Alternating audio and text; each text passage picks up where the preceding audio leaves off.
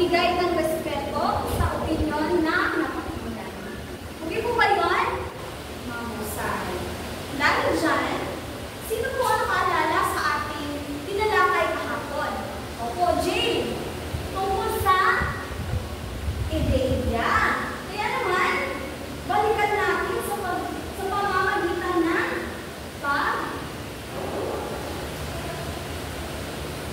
pagsagot natin. Ang pagtutok po ay kung-kung ng ginawa ng patilat upang galat na mabuo ang dito. Kumuha po ng 10 papel at sagutan ang mga ito. Kayo po ay nabibigyan ng 1 minuto sa pagsagot ng aktibidad na ito. Tapos na po ba? Mahusay. Tignan natin kung tama po ba yung mga sagot ninyo. Pakibasa, Joey. Ang puro-puro ay pananaw, mungkahing salubin na umikiral sa pag-iisip ng tao mula sa kanyang narinig, nabasa o nabanggit. Salamat, Joey. Pakibasa po, Lord. Dorian. Ng sariling idea ay maaaring bunga ng pagnawa at nakita ng malayang bilang. Sino po ang nakakuha ng mataas na marka? Opo, si Agnes. Sino ba po? Si Aiza. Sino ba? Marami. Dahil dyan, maraming salamat at talagang nakinig kayo sa pinalakay. Ngayon naman, meron ako, madali lang ha? Meron ako mga simbolo dito. Alam niyo po ba ito? Ito ay simbolong like sign ko, nagpapahiwatig na sang-ayon kayo. At ito naman ay unlike sign na nagpapahiwatig na din kayo sang-ayon. Sa ating aktibidad natin ngayon ay tataas nyo lamang kung kayo ay sang-ayon o di sang-ayon sa mga nakita nyo o nakaksa. Ang una ay pagkaroon ng mas mahabang result sa pagkalan. Sang-ayon po ba? Maraming sang-ayon at di sang-ayon. Ang ikalawa, ito po, pagkain ng junk food sa klase. Sang-ayon po ba? Pagtaas po ba sang-ayon o di sang-ayon? Maraming salamat. At pagtapon ng basura sa tamang basurahan. Sang-ayon po ba? O di sang-ayon? Maraming sang-ayon. At ang panghuli ay ang pagputol ng puno sa gubat. Sang-ayon po ba? O di sang-ayon? Opo. Maraming salamat. Dahil dyan, kayo ba ay pamilya sa mga nabasa o nakita ninyo ng mga issue base sa ating aktibidad? Opo. Dahil ito ay karaniwang, opo Jill, ito ay karaniwang nagaganap sa opo. Ano ang nararamdaman mo nang mabasa o nakita mo ang issue nito? Opo, Jerryline. Meron mo, ikaw po ay sang-ayon at isang-ayon sa mga iba't iba issue. Tama po yan. Bakit mo nasabing sang-ayon ka sa ikalimang issue? Ito po, pagtupal ng puno sa gubat. Opo, Desiree. Dahil nakakasama ito sa ating kalikasan. Maraming salamat. Dahil dyan, meron akong mga kwento na ibabahagi sa inyo. Narito ang ating mga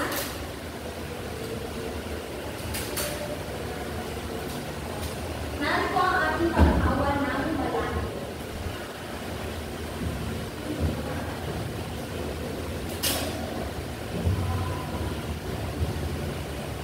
Ibasa ko ng sabay-sabay ang diskriminasyon ng tawag sa panghuhusga sa kapwa batay sa kulay at katalian sa buhay. Ang unang kwento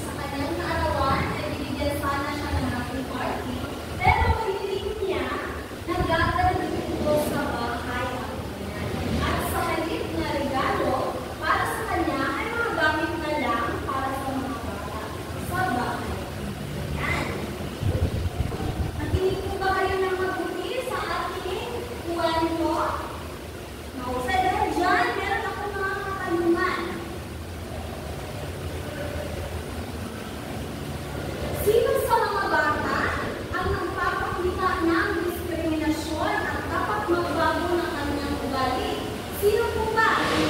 Opo, Aiza. Si Catherine. Bakit po? Dahil siya ay hindi na. Si Catherine po ba? Tama po ba si Aiza? Maraming salamat, Aiza. Ngunit, sino po ba? Si Justin. Opo, si Joanne. Dahil si Joanne ay hindi basta-basta nakikipag. Ano po, Justin? Opo, Justin, siya ay hindi basta nakikipagkaibigan sa ibang bata na hindi maganda katulad niya. Tama po ba yun? Hindi po. Dapat po, walang pinipili ang pagkakaroon ng. Sino naman sa kanila ang pwede pupulaan at galangin at bakit? Opo, Queenie. Sino si Henry? Bakit po si Henry? Dahil siya ay matulungin. Maraming salamat, Queenie. Sino pa? Opo, Ruda. Si Catherine. Dahil siya ay mapagbigay. At ang huli katanungan ay bakit hindi mabuti ang maging mapaghusga sa ating kapwa? Opo, Aiza.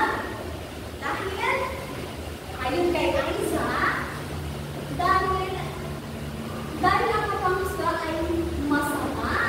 Ano pa, Aiza? Dahil tayo ay likha ng Diyos na ay maraming salamat, Aiza. Ngayon naman, handa na ba kayo sa ating tatalakay ngayong araw? Maaari ko bang alisin muna ito? Maraming salamat.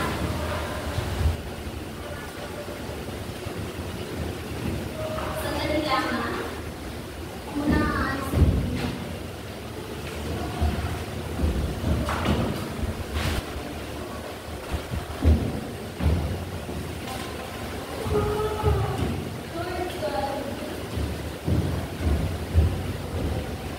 Handa na ba kayo sa ating talakayan ngayong araw?